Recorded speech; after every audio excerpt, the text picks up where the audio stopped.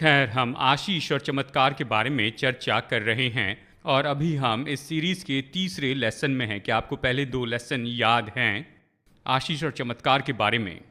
आप कैसे ट्रैक रखते हैं इन अलग अलग शिक्षकों के जो आकर अलग अलग विषय पर आपको सिखाते हैं? सच में आप बहुत ही बुद्धिमान हैं। खैर, सबसे पहले मैंने आपको आशीष और चमत्कार के बीच के फ़र्क को बताया था और बताया था कि परमेश्वर से पाने के दो अलग तरीके हैं और बहुत से लोग इसके बारे में जानते नहीं हैं। वो बस चमत्कार चाहते हैं, लेकिन चमत्कार तो परमेश्वर की ओर से सबसे उत्तम नहीं है। मैंने 3 क्षेत्र बताए जहां पर आशीष और चमत्कार का फ़र्क मैंने आपको बताया है। चमत्कार के लिए सबसे पहले आपको संकट में जाना होगा। परमेश्वर ऐसे चमत्कार नहीं करते हैं जब तक कि संकट की परिस्थिति न हो। अगर चमत्कार से चमत्कार में जीना है तो संकट से संकट में जीना होगा। चमत्कार तो कभी बहुतायत और आशीष नहीं होता है और चमत्कार तो हमेशा कुछ समय का होता है, जबकि आशीष तो हमेशा की होती है। और आज मैं इसी पर गौर करूंगा कि जब एक बार आप परमेश्वर की आशीष में जुड़ जाते हैं और उसके द्वारा आप अपने जीवन में आशीष को प्राप्त करने लगते हैं, तो फिर आपको छोड़ और कोई आपको रोक नहीं सकता है। आपको विश्वास करना बंद करके ले लेना होगा। परमेश्वर आशीष नहीं रोकेंगे, शैतान आपकी आशीष नहीं रोक सकता है। जब आशीष आती है तो निश्चय वो बहाव के रूप में बहती जाती है। ये तो अलौकिक ऐसा बहाव है जो बस ऐसे ही बढ़ते चले जाता है। और ये तो चमत्कार के बिल्कुल विपरीत होता है, क्योंकि चमत्कार तो केवल कुछ समय के लिए होता है और ये तो केवल कुछ समय का ही होता है। और अगर इस संकट के लिए आने वाली समस्या को अगर आप हल नहीं करते हैं तो आपको एक और चमत्कार की ज़रूरत होगी। यानी यही तो आशीष और चमत्कार के बीच में बहुत बड़ा फ़र्क होता है। तो चलिए इस बात को समझने के लिए गिनती अध्याय 22 में जाकर हम बिलाम की कहानी को देखते हैं। और बिलाम की कहानी को बहुत गलत रूप में समझा जाता है। उदाहरण के लिए अगर मैं कहूं कि बताइए कि बिलाम ने क्या गलती की थी, परमेश्वर ने उसे किस लिए डांटा था, क्या कोई बताएगा? बिलाम का बड़ा पाप क्या था?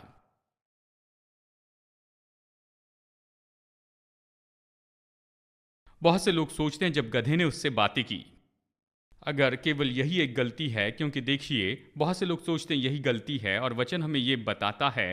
और चलिए मैं आपको नए नियम से 2 या 3 ऐसे वचन बताता हूं जहां पर बिलाम के पाप के बारे में बताया गया है, जो बिलाम की गलती है। देखिए, बिलाम की गलती तो ये नहीं जब वो बालाक के दूतों के साथ में गया और गधी ने उससे वहां पर बातें की थी। ये गलत था, लेकिन वचन उस पर इस बात के लिए दोष नहीं लगाता है। यानी यहां पर अध्याय 22 में जहां बिलाम यानी बालाक उसके पास में आता है और इस समय इस्राएली लोग वहाँ आए थे, वो प्रतिज्ञा के देश के करीब आए थे और वो उसे लेने के लिए तैयार थे। और उस समय मोआबियों का राजा बालाक बहुत ही डर गया था और उसने वहाँ पर विनती की थी। उसने बिलाम को इसराइलियों को श्राप देने के लिए बुलाया, कहा कि जिन्हें तू श्राप दे वो श्रापित है, जिन्हें आशीष दे वो आशीषित हैं। और उसने कहा यदि तुम इसराइलियों को श्राप दो तो हम युद्ध में उन्हें हरा देंगे। देखिए, हमें इसे समझने के लिए ज़रूरी है कि हम उस मानसिकता को देखें, नहीं तो उसके बिना हम नहीं समझ पाएंगे। ज़रा कल्पना कीजिए मेरे दोस्तों, अमेरिका के प्रेसिडेंट अगर किसी से कहें कि वो जाकर अफगानिस्तान या अफगानी लोगों को ऐसे ही श्राप दे या ईरानियों को, ताकि वो किसी युद्ध में विजयी हो सके, हम कहेंगे इसमें कोई सामर्थ्य नहीं होती, ये तो केवल जादू टोना है और ये केवल अंधविश्वास की बात है। लेकिन बाइबल हमें बताती है कि मृत्यु और जीवन तो हमारे जीव के वश में है। और बिलाम तो ऐसा व्यक्ति था जो इसके लिए निश्चित था कि जो भी वो कहेगा बिल्कुल वैसे ही होगा। मैंने विश्वास से भरे शब्दों की सामर्थ्य के बारे में एक सीरीज सिखाई है। हमारे शब्दों में बहुत सामर्थ्य है, हमारी पश्चिमी परंपरा इसके बारे में नहीं समझती है। यानी बिलाम तो ऐसा व्यक्ति था जो विख्यात था कि यदि वो किसी को आशीष दे तो वो निश्चय ही आशीष पाएगा, अगर किसी को श्राप दे तो श्राप पाएगा। और ये कोई जादू टोने की बात नहीं थी, क्योंकि बिलाम की प्रतिक्रिया को यहां पर देखिए। आइए वचन 7 से कहानी देखते हैं। देखिए, यहां पर यह कहता है, तब मोआबी और मिद्दानी पुरनिये भावी कहने की दक्षिणा लेकर चले और बिलाम के पास पहुंचकर बिलाम की बातें कह सुनाई।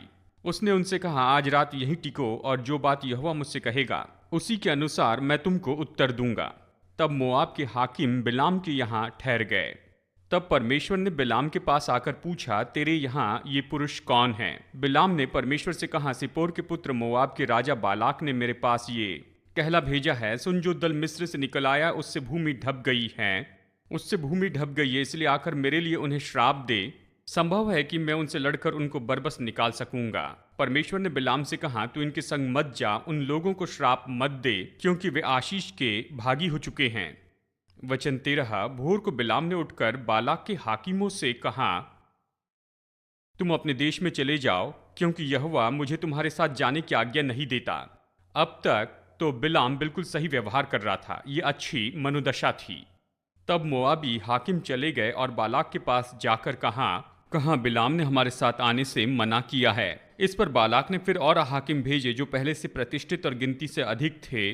उन्होंने बिलाम के पास आकर कहा, सिपोर का पुत्र बालाक यूं कहता है, मेरे पास आने से किसी कारण मना मत कर, क्योंकि मैं निश्चय तेरी बड़ी प्रतिष्ठा करूंगा और जो कुछ तू मुझसे कहे वही मैं करूंगा। इसलिए आ और उन लोगों को मेरे निमित्त श्राप दे। बिलाम ने बालाक के कर्मचारियों को उत्तर दिया, चाहे बालाक अपने घर को सोने चांदी से भरकर मुझे दे दे, तो भी मैं अपने परमेश्वर यहोवा की आज्ञा को पलट नहीं सकता कि उसे घटा या बढ़ाकर मानूं। ये तो अद्भुत है।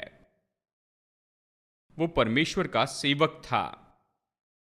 इसलिए अब तुम लोग आज रात को यही टिके रहो, ताकि मैं जान लूं कि यहोवा मुझसे और क्या कहता है। यानी परमेश्वर अगर आपको कुछ करने के लिए नहीं कहे तो अच्छा है कि उसे छोड़ दे। आमेन।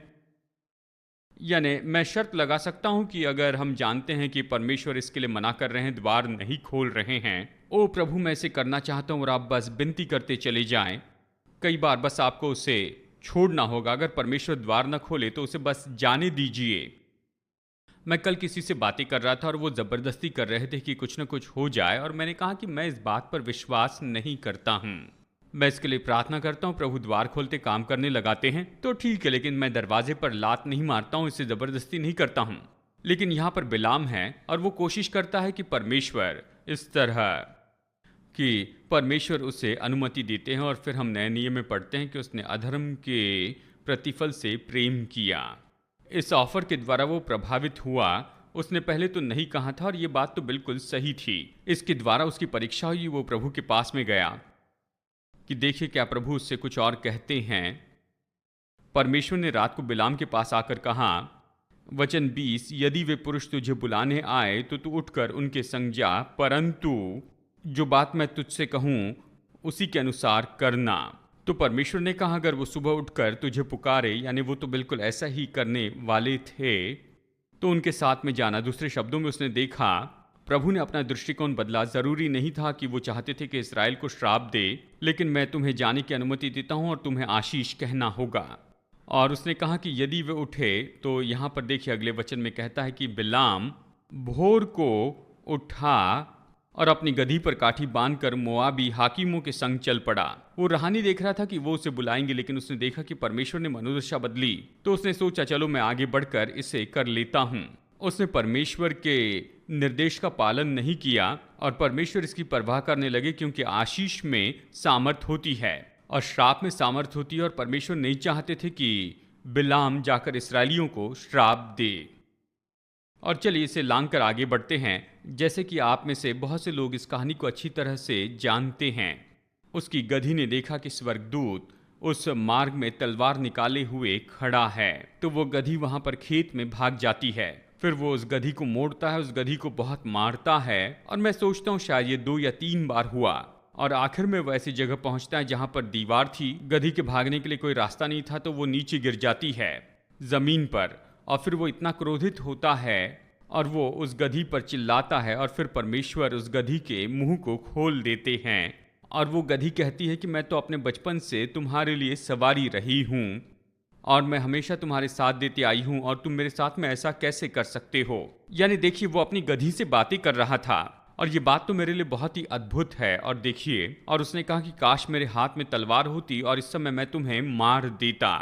और गधी बिलाम से बात कर रही थी। आखिरकार प्रभु उसकी आंखों को खोलते हैं और वो इस स्वर्गदूत को तलवार लिए हुए देखता है, और वो कहता, अगर गधी तुझे नहीं हटाती तो मैं तुझे मार देता। और बिलाम ने कहा, अगर मैं परमेश्वर को प्रसन्न नहीं कर रहा हूं तो मैं वापस जाऊंगा। और परमेश्वर ने उससे कहा, नहीं तुम जा सकते हो, लेकिन जो मैं तुझे कहने के लिए कहूं उसे छोड़ और कुछ नहीं कहना।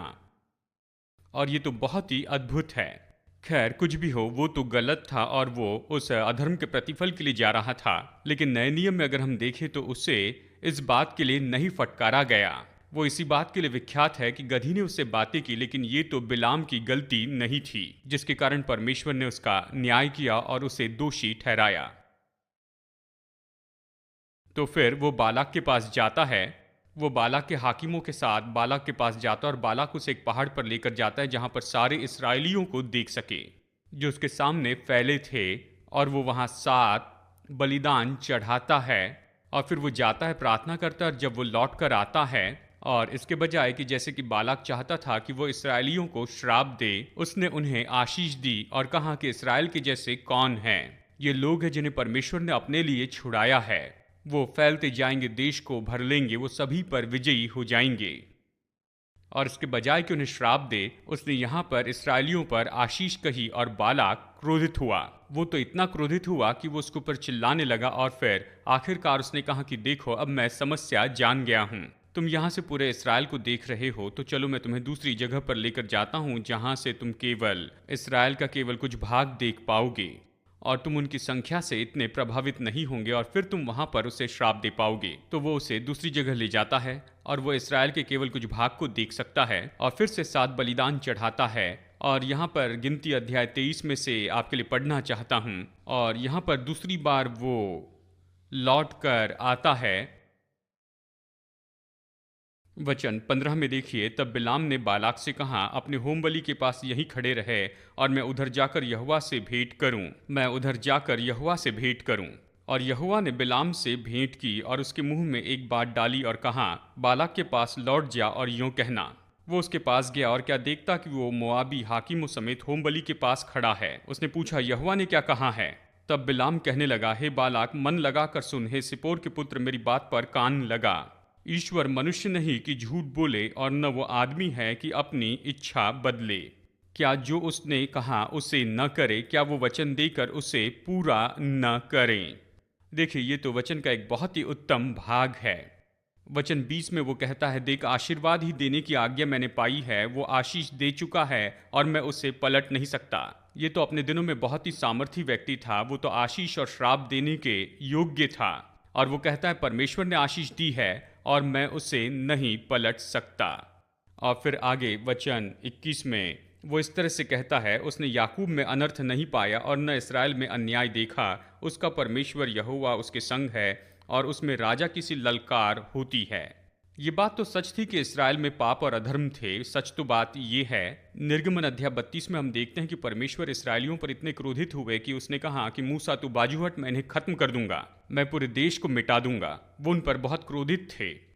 लेकिन जब ये बात आती है कि कोई और उसके लोगों के विरुद्ध में आता है, देखिए, परमेश्वर की आशीष तो आपके कामों के आधार पर बनी नहीं रहती है। जानते हैं, परमेश्वर ने मनुष्यों को जानवरों के ऊपर पूरा अधिकार दिया है और उसने कहा कि तुम्हारा डर तो हर एक पशु के बीच में बना होगा। कल मैं अपना पॉन्ड साफ कर रहा था और मैंने वहाँ कुछ डियर फूड रखे, तो ये सारे हिरन मेरे आसपास आकर खड़े हो गए और जब भी मैं हिलता तो वो दूर भाग जाते थे और वो डर जाते थे और फिर बकेट के पास में वापस आते और मैं उनसे बातें करने लगा। मैंने कहा, तुम्हें क्या हो गया है? तुम मुझसे क्यों डरते हो? मैं तुम्हें कोई नुकसान नहीं पहुंचाऊंगा। और जब मैं उनसे बातें कर रहा था तो मैंने सोचा कि मेरे बारे में जो डर है वो इन जानवरों में है। परमेश्वर ने इन्हें उनमें रखा है। देखिए, चाहे आप भक्तिपूर्ण व्यक्ति हो या फिर अधर्मी व्यक्ति हो, यानी आप कितने भी गलत व्यक्ति हो सकते, कितने बुरे व्यक्ति हो, चाहे आप सदोमी हो, चाहे कोई भी हो, मैं आपको गारंटी देता हूं कि आपका डर तो हर एक जानवर में होता है। यह आशीष है जो परमेश्वर ने कही, ये आपके काम पर आधारित नहीं है। और परमेश्वर की आशीष, यानी जब आप आशीषित हो जाते हैं, अगले लेसन में हम नए नियम की आशीष के बारे में चर्चा करने वाले हैं। जब प्रभु ने आपको आशीष दी तो ये आपके कामों पर आधारित नहीं थी। इसका ये मतलब नहीं कि आपको भी कुछ काम नहीं करने हैं। देखिए, शैतान आपके कामों का लाभ उठाता है, लेकिन परमेश्वर की आशीष तो आपके कामों पर आधारित नहीं है।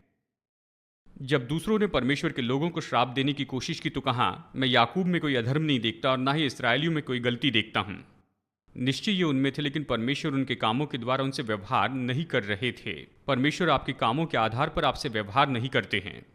और ये तो बहुत बड़ी जानकारी है, ये अद्भुत है। और बिलाम कहता है, मैं उसे नहीं पलट सकता। यानी एक बार परमेश्वर ने आशीष दी है तो उस समय का ये सबसे सामर्थी व्यक्ति, और वो इसराइल के ऊपर में जो आशीष कही गई थी उसके ऊपर विजयी नहीं हो सका। ये तो सामर्थी है। जो आशीष परमेश्वर ने हम पर रखी, इसे कोई रोक नहीं सकता है। कोई दुष्ट आत्मा इसे रोक नहीं सकती है। शैतान इसे रोक नहीं सकता है। आपके विरोधी इसे रोक नहीं सकते हैं, और ना ही मंदी परमेश्वर की आशीष को रोक सकती है। डॉक्टर जो कहते हैं वो तो आशीष के जितने सामर्थी शब्द नहीं हैं। जब आप इस बात को समझते हैं कि परमेश्वर ने आप पर क्या आशीष कही है, आप विश्वास में उसे जोड़ते हैं, तो इसे आपको छोड़ कोई नहीं रोक सकता। ये तो सामर्थी है। ये जानना बहुत ही अच्छा है। खैर, उसने ये सारी आशीष कह दी, और बालाक यहाँ पर इतना क्रोधित हो जाता है कि वो अपने हाथ पर हाथ मारता है। वो हाथ पर हाथ मारता है और कहता है कि मैं तुम्हें उन्नति देने वाला था, लेकिन मैं सोचता हूँ कि अभी मैं तुम्हारी हत्या कर दूँ। और कहा मैं तुम्हें एक और मौका देता हूँ। फिर उसे दूसरी जगह पर लेकर जाता है और वो 7 और बलिदान चढ़ाता है। और इस समय बालाक यानी बिलाम ये कहता है, मुझे परमेश्वर से पूछने की ज़रूरत नहीं है। पवित्र आत्मा की प्रेरणा में जो कहा कि परमेश्वर मनुष्य नहीं कि झूठ बोले, और वो कभी झूठ नहीं बोलता है। यह आशीष बदलने वाली नहीं है, इसलिए वो जाकर किसी तरह से कुछ बोलने की कोशिश नहीं करता है और वो भविष्यवाणी करने लगता है। और देखिए यहाँ पर अध्याय 24 में हम देखते हैं, उसने मसीहा के आने के बारे में भविष्यवाणी की। उसने कहा कि शिलो आएगा और इस्राएल अकेला रह जाएगा और वो सारे देशों से अलग हो जाएगा। और वो इस महान आशीष की घोषणा करता है। वो तो इस्राएलियों पर भविष्यवाणी करता, और बालाक बहुत ही क्रोधित हो जाता है।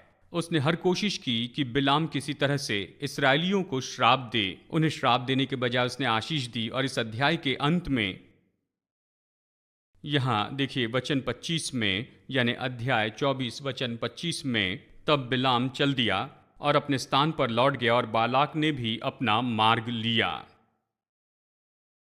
ये कहानी का अंत दिखाई दे रहा था। लेकिन अगले वचन में देखिए यहाँ पर अध्याय 25 में, और आपको याद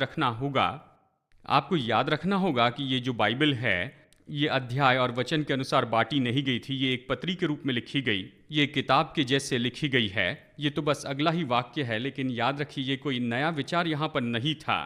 अध्याय 25 वचन 1 में कहता है, इस्राएली शितिम में रहते थे और वे लोग मोआबी लड़कियों के संग कुकर्म करने लगे। और जब उन स्त्रियों ने उन लोगों को अपने देवताओं के यज्ञ में नेवता दिया, तब वे लोग खाकर उनके देवताओं को दंडवत करने लगे। परमेश्वर का क्रोध उनके विरुद्ध में भड़कता, और यहाँ पर पिनहास खड़े हो जाता है और वो बर्छी लेकर तंबू में जाता और उस पुरुष को और उस मिद्यानी स्त्री को वो मार देता है। वो उनके पेट में बर्छी भेद देता है, और इस तरह से इस्राएल में जो मरी फैली थी वो थम गई। और ये कहता है कि इस मरी में जितने मनुष्य मर गए थे, देखिए इसकी संख्या क्या बताता है। वचन 9, और मरी से 24,000 मनुष्य मर गए। ये एक अलग घटना दिखाई देती है, लेकिन जब आप यहाँ पर देखिए अध्याय 31 में, चलिए मेरे नोट्स में मैं इसे देख लूं।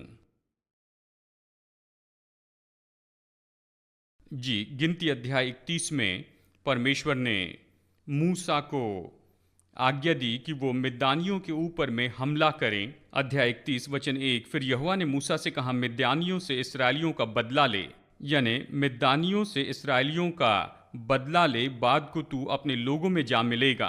तब मूसा ने सबको जमा करके उन लोगों से कहा, उसने योद्धाओं को भेजा कि वो जाकर मिद्यानियों को मारे, पुरुष, स्त्री, बच्चे, पशु, सब कुछ खत्म कर दे। मैंने पहले ही आपको ये बताया है। ये जैसे कठोरता दिखती है वैसी बात नहीं, लेकिन ये न्यायजन पाने के पहले की बात है। ये लोग तो पूरी तरह से मूर्ति पूजा और दुष्ट आत्माओं के कामों में फंसे थे। पशु जैसा व्यवहार करना उनका नियम हो गया था। पशुओं से दुर्व्यवहार करते थे। मतलब ये तो सामान्य सी बात थी।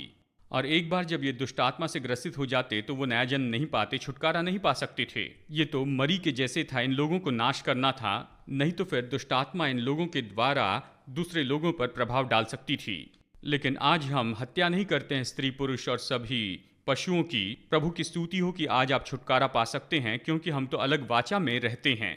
प्रभु ने जो कुछ कहा इसमें कोई गलत नहीं था। ये तो परमेश्वर की आज्ञा माननी थी, क्योंकि ये लोग तो पूरी तरह से दुष्ट आत्मा को समर्पित हो गए थे। परमेश्वर ने उन्हें ये करने के लिए कहा। और जब लोग लौट कर आए,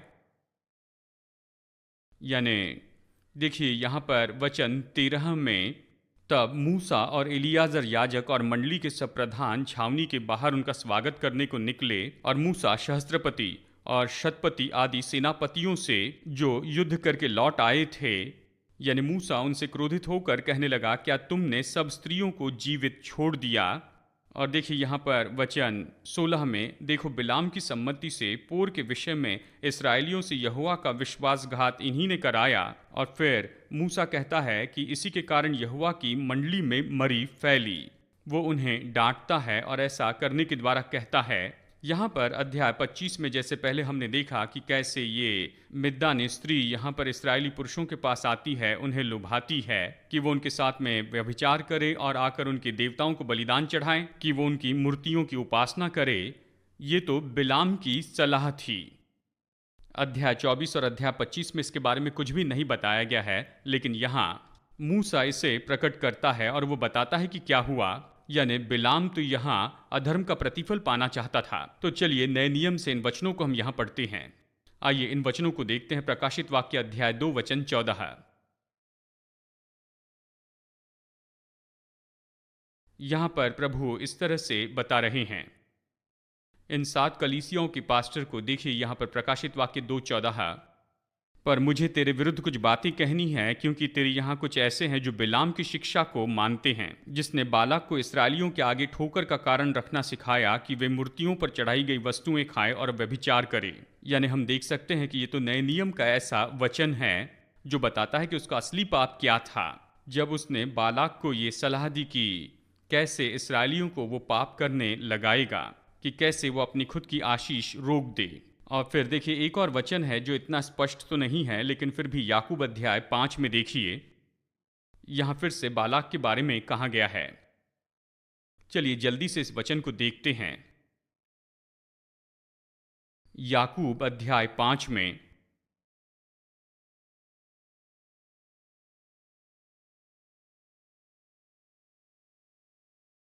खैर ये वचन यहां पर मिल तो नहीं रहा है, लेकिन एक और वचन है जो कि बिलाम के बारे में कहता है, जिसने अधर्म के प्रतिफल से प्रेम रखा, क्योंकि यही तो उससे उत्साहित करते जा रहा था। तो यहां पर मैं आपको कुछ बातें बताना चाहता हूं कि इस्राएली लोग तो आशीषित थे और शैतान वो योग्य नहीं था कि आशीष को पलट दे। और वो मनुष्य जो कि बहुत ही विख्यात था कि उसके बोलने से आशीष या श्राप आ सकते हैं, लेकिन वो परमेश्वर की आशीष को फेर नहीं सका। तो ये बताता है कि परमेश्वर जब आशीष दे, वो मनुष्य नहीं, वो झूठ नहीं बोलेंगे। और परमेश्वर कभी नहीं बदलते। एक बार आशीष दे दी गई तो परमेश्वर उसे कभी वापस नहीं लेंगे। और न ये आपके कामों पर आधारित है। उसने कहा मैं याकूब में अधर्म नहीं देखता और न इसराइल में अपराध देखता हूं। एक बार परमेश्वर ने आशीष दे दी तो दे दी है, वो अपनी आशीष को वापस नहीं लेंगे और शैतान इसे रोक नहीं सकता है। जानते हैं इसराइलियों की आशीष किस तरह से रुक गई? उन्होंने खुद इसे रोक दिया जब परमेश्वर की आराधना करनी बंद कर दी और वो परमेश्वर के विरुद्ध बलवा करके दूसरे ईश्वरों की उपासना करने लगे। केवल वही परमेश्वर की आशीष को रोक पाए थे। यानी ये तो पाठ बहुत ही अद्भुत है। जब आप इस बात को समझ लेते हैं कि परमेश्वर ने आप पर आशीष कही है, तो आपको बस उसके साथ विश्वास में लाना है। इब्रानियों 4:2 ये कहता है, जो वचन उन्होंने सुना उससे उन्हें लाभ नहीं हुआ, क्योंकि उन्होंने उसके साथ विश्वास नहीं जोड़ा। आपको उसमें विश्वास जोड़ना होगा। परमेश्वर ने यहां सभी लोगों पर आशीष कही हुई है। परमेश्वर ने आज्ञा दी है कि आप में से हर कोई संपन्न हो जाए। उसने कहा जिस काम में आप हाथ लगाएंगे उसमें वो आपको आशीष देंगे। उसने कहा कि आप सिर होंगे, पूंछ नहीं, आप ऊपर रहेंगे, नीचे नहीं। कि यीशु कंगाल बने ताकि उसके कंगाल हो जाने से आप धनी हो जाएं। और इस तरह से बहुत सी बातें कही हैं और ये परमेश्वर की सारी आशीषें हैं, लेकिन आपको इसके साथ में विश्वास जोड़ना होगा। ये तो देखिए स्वाभाविक में केमिकल रिएक्शन के जैसे है, जहाँ पर कोई एक पदार्थ अकेला होता है, लेकिन जब आप उसमें कोई और चीज़ जोड़ देते हैं तो वहाँ पर केमिकल रिएक्शन होने लगती है और इस पदार्थ की सारी शक्ति और सामर्थ दिखने लगती है। ये बिल्कुल ऐसे ही है। परमेश्वर ने हम पर आशीष कही है और मैंने इनमें से केवल कुछ आर्थिक और संपन्नता की आशीष आपको बताई है। परमेश्वर ने यह कह दिया, लेकिन जब आप विश्वास के साथ में इसे जोड़ते हैं तो इसकी सामर्थ बाहर आने लगती है। और जब ये प्रतिक्रिया शुरू होती है तो कोई भी, यानी परमेश्वर इसे रोकते नहीं है, शैतान इसे रोक नहीं सकता, केवल आप ही रोक सकते हैं। केवल आप अपने जीवन में प्रभु की आशीष को रोक सकते हैं। आप जो प्रत्युत्तर देते हैं ये उससे बेहतर है। कुछ लोग सोच रहे हैं तो फिर ये काम क्यों नहीं कर रहा है? क्योंकि आपने विश्वास नहीं जोड़ा है। कल शाम को ये बात मैं एक विद्यार्थी को बता रहा था। देखिए, आपका नाम क्या है? क्या किंग्सली? जी, केल्सी, मुझे पता है, लगभग ऐसे ही नाम, केल्सी। मैं इनके माता पिता के साथ में गया और वो उत्सव मना रहे थे क्योंकि इनके भाई प्रभु के पास में आए। खैर, मैं इनके साथ में बैठकर चर्चा कर रहा था और वो यहाँ पर आए। क्या वो अभी भी स्कूल में हैं? करस्पॉन्डेंस में हैं। खैर, वो यहाँ पर आए थे, करस्पॉन्डेंस में से कर रहे हैं। और खैर, वो यहाँ पर आए थे, वो तो हाल ही में प्रभु को जानने वाले हैं और वो जानते हैं कि परमेश्वर की आशीष और संपन्नता उन पर है। और जानते हैं इनके फ़ोन में एक ऐसी एप्लीकेशन है कि जब भी कोई कुछ देना चाहता है तो इन्हें यहाँ मेल आता है। क्रेग लिस्ट से जब भी कोई कुछ देना चाहता है तो इन्हें बताया जाता है मुफ्त में। और इनके पास ये पिकअप वैन है और इनकी ये पिकअप वैन है, ये जाती हैं ताकि ये सब फ्री की वस्तुएं ले। और वो कहते हैं कि बड़े बड़े लोग ऐसी चीज़ें जिनकी कीमत 100 से भी ज़्यादा डॉलर्स की हैं, वो केवल एक दाग होने के कारण मुफ्त में दे देते हैं और ये उस स्पॉट को दूर करके इसे 300-400 डॉलर में बेच देते हैं। वो अपनी पूरी जीविका इसी के द्वारा कमा रहे हैं और अब तक बहुत ही संपन्न जीवन जी रहे हैं। यहाँ कोलोराडो स्प्रिंग में मुफ्त चीज़ें लेते हैं। क्या आप जानते हैं, आप में से हर कोई ऐसा कर सकता है, लेकिन फिर भी कुछ लोग कश्मकश में पड़े हैं। ये इसलिए नहीं कि आपने आशीष नहीं पाई है और ये भी नहीं कि परमेश्वर ने आपको योग्यता नहीं दी है, लेकिन आपने विश्वास नहीं मिलाया है और आप प्रोत्साहित होने के बजाय किसी चीज़ को देखकर निराश हो रहे हैं। और एक और बहन थी, मैं उनका पास्टर था यहाँ पर कोलोराडो में। ये बहन और इनके पति वो मुझसे मिलने के लिए आते थे। वो गरीब थे और मैं उन्हें उनके बच्चों के भोजन के लिए पैसे देता था और मैं उन्हें बार बार प्रचार करता था कि आप तो आशीषित हैं और जिस काम में आप हाथ डालेंगे आप उसमें आशीष पाएंगे। और ये बहन तो बहुत मुश्किल में थी, कई बार उन्हें खाना भी नहीं मिलता था। और ये बहन तो मिट्टी के खिलौने बनाती थी अपने बच्चों के लिए और दुकान की मिट्टी इन्हें पसंद नहीं थी। वो टॉक्सिक होते हैं और बच्चे कई बार खेलते खेलते इसे खा लेते हैं और कई बार ये चिपक जाती, कारपेट को चिपक जाती। और जब भी बच्चे इससे खेलते थे, इनकी मिट्टी कहीं चिपकती नहीं थी, ये तो नॉन टॉक्सिक हुआ करती थी। और वो इसे एक बार गैस पर उबाल रही थी और मैंने जो कहा उस पर वो विचार कर रही थी। उसने कहा, प्रभु मैं अपना हाथ किस में लगा सकती हूँ, मैं किस में संपन्न हो सकती हूँ? प्रभु ने कहा, इस मिट्टी को ले और इसे बेच दे। इसे अलग अलग रंग में बना और इससे इस तरह के रॉड बनाना। और उसने ये 5-6 मिट्टी रखी ऐसे जिपलॉक की बैग में और वो इसे प्ले डेज में लेकर जाने लगी। और बस 1 साल में ही इनके 80 कर्मचारी थे और ये करोड़पति बन गई थी। उसने अपने इस व्यापार को बेचा कई करोड़ों डॉलर में। इनके पास खाने के लिए नहीं था, लेकिन आप में से हर कोई व्यक्ति ऐसे हो सकता है। कहिए, प्रभु आप क्या चाहते हैं कि मैं क्या करूं?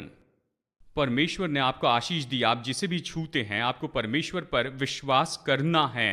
आपको कहना है, पिता मैं जिसमें भी अपना हाथ रखूंगा वो तो आशीषित होगा। अगर आप उस आशीष पर विश्वास करेंगे और विश्वास मिलाएंगे, परमेश्वर आपको नहीं रोकेंगे। परमेश्वर ने यह आशीष आप पर कही है, शैतान इसे रोक नहीं सकता है। आप केवल अपने जीवन में परमेश्वर की आशीष को रोक रहे हैं, केवल आप ही अपने आप को संपन्न होने से रोके हैं। आमेन। मैं जानता हूं कुछ लोग सहमत हैं, लेकिन बहुत से लोग चकित हो गए हैं। और मैं आपको गारंटी देता हूं कि यहां पर का हर एक व्यक्ति बहुतायत से संपन्न हो सकता है। देखिए, परमेश्वर यही तो चाहते हैं कि आप करें। देखिए, ऐसे काम है जो मैं जानता हूं कि मैं कर सकता हूं, लेकिन परमेश्वर ने मुझे उसके लिए नहीं बुलाया है। तो इसलिए आपको सावधान रहना होगा, कहीं ऐसा ना हो कि बस आप पैसों के पीछे भागते रहें ताकि आप करोड़पति होना चाहते हैं। परमेश्वर ने आपको जो करने के लिए कहा है उसमें आपको डटे रहना है। मैं सेवकाई करना कभी बंद नहीं करूंगा और मेरे पास अच्छे विचार हैं, मैं कहीं आविष्कार कर सकता हूं। मेरे पास अद्भुत आइडिया हैं और मैं उससे बहुत पैसा कमा सकता हूं। लेकिन परमेश्वर ने मुझे वो करने के लिए नहीं बुलाया है, मुझे उसके लिए नहीं बुलाया है। और जैसे मैंने आपको पहले भी बताया है कि मेरे मन में एक आइडिया आया था और उन्होंने जाकर मार्केट में काम किया और वो अभी करोड़पति हो गए हैं। ये मेरा विचार था, किसी ने मेरे टेप पर इसे सुना और वैसे ही किया। जानते मैं बहुत पैसा कमा सकता हूं, लेकिन अभी भी पैसा कमा रहा हूं। हमें हर महीने $2 मिलियन सेवकाई में मिलते हैं। परमेश्वर ने जिसके लिए बुलाया उस पर मैं गौर कर रहा हूं। मैं ये नहीं कह रहा हूं कि बस आप बैठकर पैसों की अभिलाषा करें, लेकिन ये कह रहा हूं अगर आपकी ज़रूरत है तो आपको ज़रूरत में नहीं रहना है। परमेश्वर ने आपके ऊपर आशीष की घोषणा की है। प्रभु कंगाल होगे ताकि उसके निर्धन होने से आप धनी हो जाए। आप जिसमें भी हाथ लगाएंगे उसमें आप आशीष पाएंगे। परमेश्वर ने आपको धन कमाने की सामर्थ्य दी है कि वो इस पृथ्वी पर अपनी वाचा को स्थापित करे। देखिए, यहां पर कोई कारण नहीं है कि कोई भी व्यक्ति किसी तरह से धनी ना हो सके।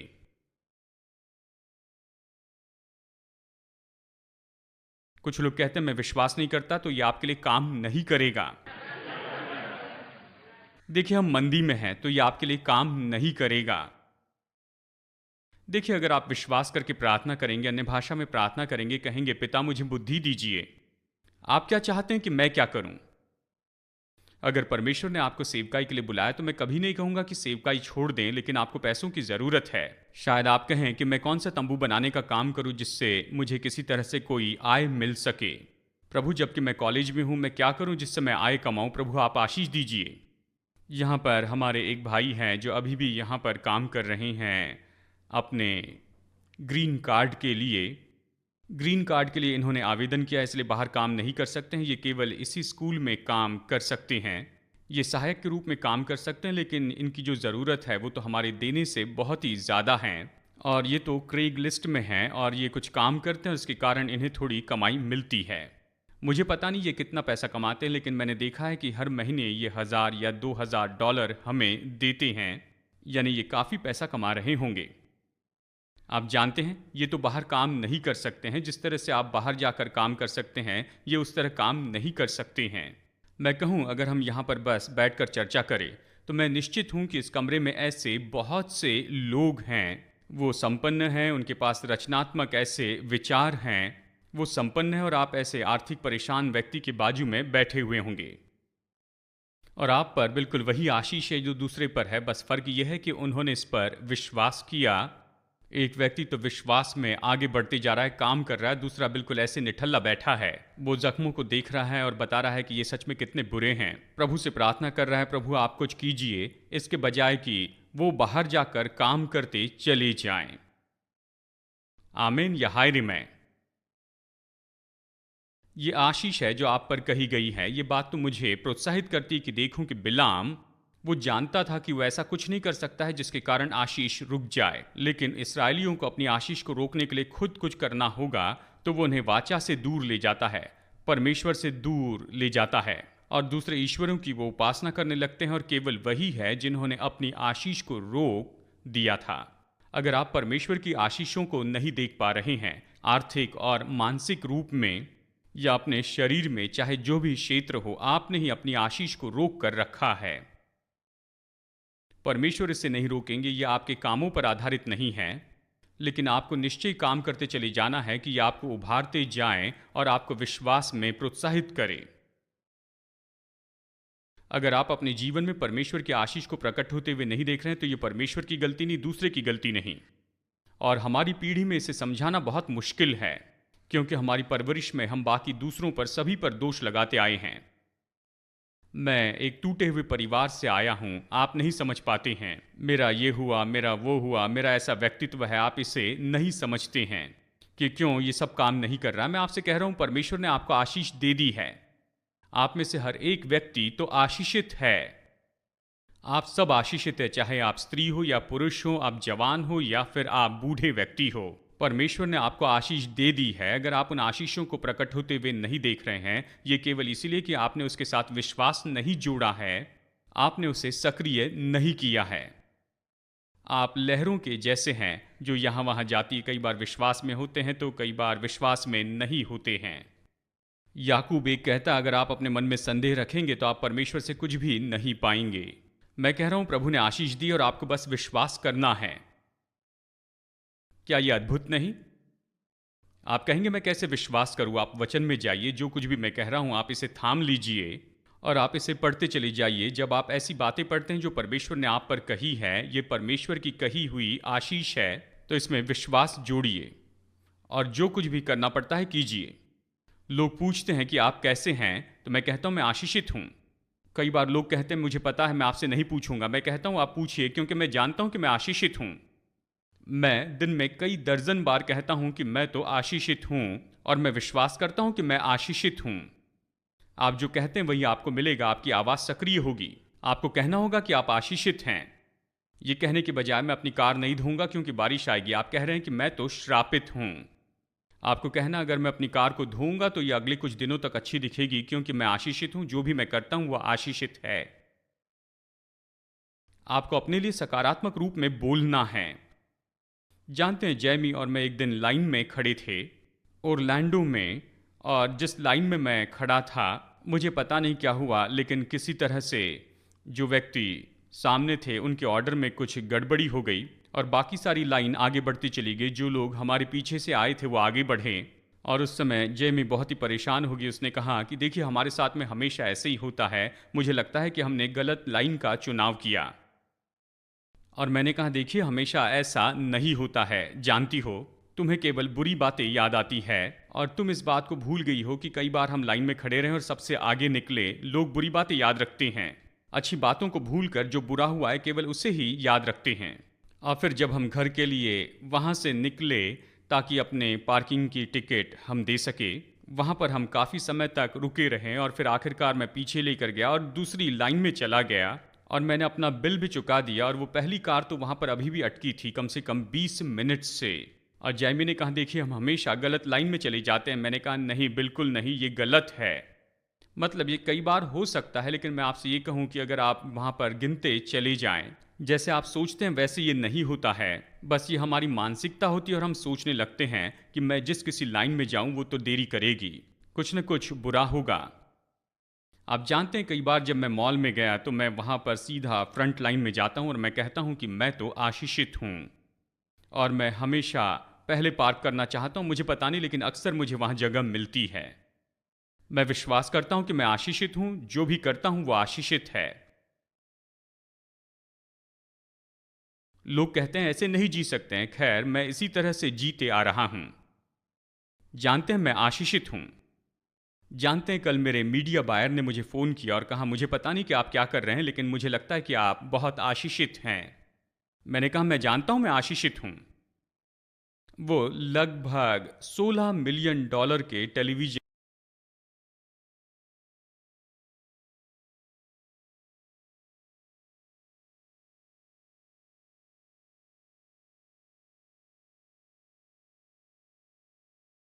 एयर टाइम को मैनेज करते हैं।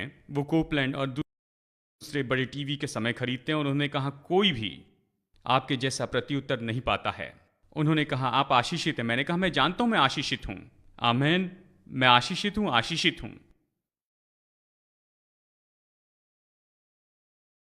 आपको ये विश्वास करना होगा। यही तो मैं बता रहा हूं कि आप तो आशीषित हैं और आपको बस विश्वास करना है। विश्वास कीजिए और कुछ नहीं करना है। परमेश्वर अपनी आशीष दूर नहीं करेंगे। वो मनुष्य नहीं है जो प्रभु ने कहा उसे करेंगे। इफिसियों 1:3 में प्रभु ने कहा है कि तुम सारी आत्मिक आशीषों से मसीह यीशु में आत्मिक स्थान में आशीषित हो। तो परमेश्वर मनुष्य नहीं, वो कभी झूठ नहीं बोलेंगे। चाहे आप इसे सहयोग दे या न दे, लेकिन फिर भी आप आशीषित हैं। लेकिन जब तक इसमें विश्वास न जोड़ दे, यह आशीष काम नहीं करेगी। आपको विश्वास करना है। शैतान इसे रोक नहीं सकता है, परमेश्वर इसे नहीं रोकेंगे। आप ही एकमात्र है जो अपने जीवन में परमेश्वर की आशीष पर नियंत्रण करते हैं, परमेश्वर नहीं। परमेश्वर ने इसे कह दिया है, जो आशीष मुझ पर है या बाकी सभी लोगों पर है, यहां पर हर एक मनुष्य के ऊपर में है। परमेश्वर नहीं बदलते, हम बदल जाते हैं।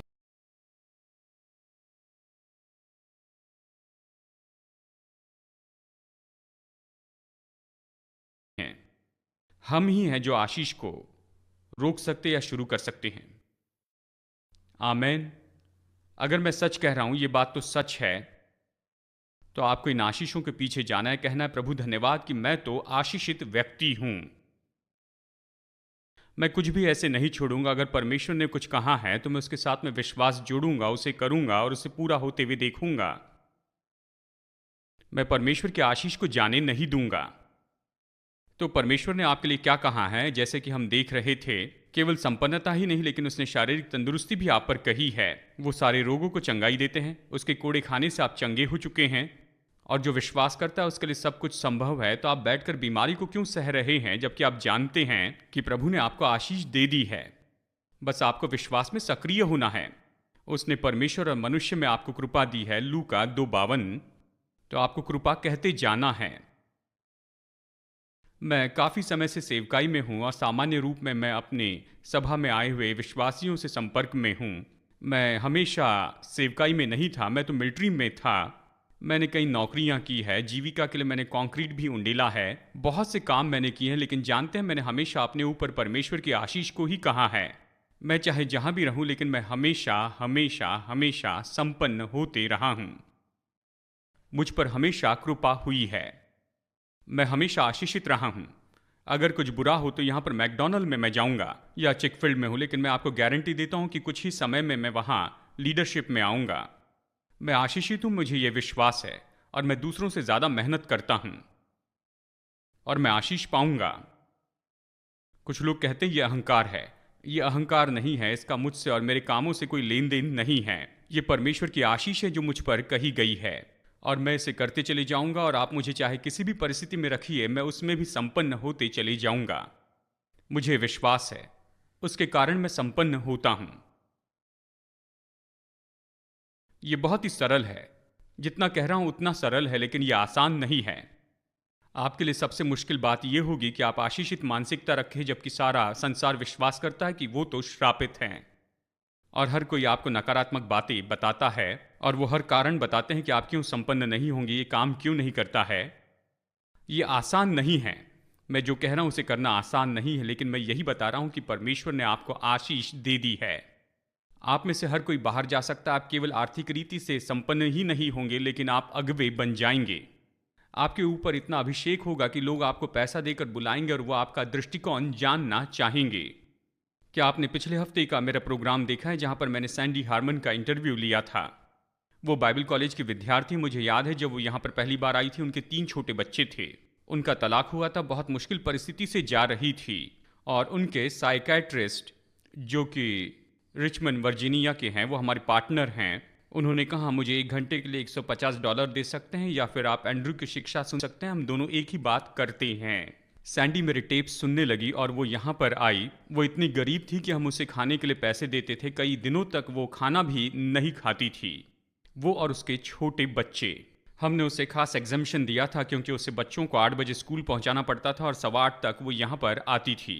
मुझे याद है, सैंडी कई बार इस तरह से कहती थी, और वो लोगों को फ़ोन करने लगी, और वो तो रियल एस्टेट के लोगों को सलाह देने लग गई। वो पहले रियल एस्टेट में काम करती थी और इसके बाद में वो एडवाइज़र बन गई, और अभी उसका अपना व्यापार है और कई लोग उसके लिए काम करते हैं, और ये बहुत संपन्न हो रहा है, और इसमें बहुत से लोग काम करते हैं। ये बहन, जिनके पास कुछ नहीं था, अकेली थी, 3 बच्चों की परवरिश थी, उसके पास नौकरी नहीं थी, वो यहाँ पर आई और फिर उसके बाद में बहुत संपन्न होती चली गई।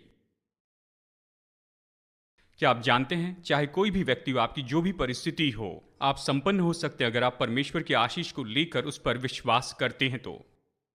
उससे विश्वास जोड़िए, परमेश्वर रचनात्मक विचार देंगे। आपकी कल्पना आपके विरुद्ध में नहीं, लेकिन आपके लिए काम करने लगेगी, और आप संपन्न होंगे। आर्थिक रीति से संपन्न होंगे, व्यापार में संपन्न होंगे, संबंधों में आप संपन्न होंगे। सारी बातों में परमेश्वर ने हम पर आशीष कही है, और हमें बस विश्वास उसमें जोड़ना है, और हम उन आशीषों को पूरा होते हुए देखेंगे। ये तो अद्भुत है। प्रभु की स्तुति हो।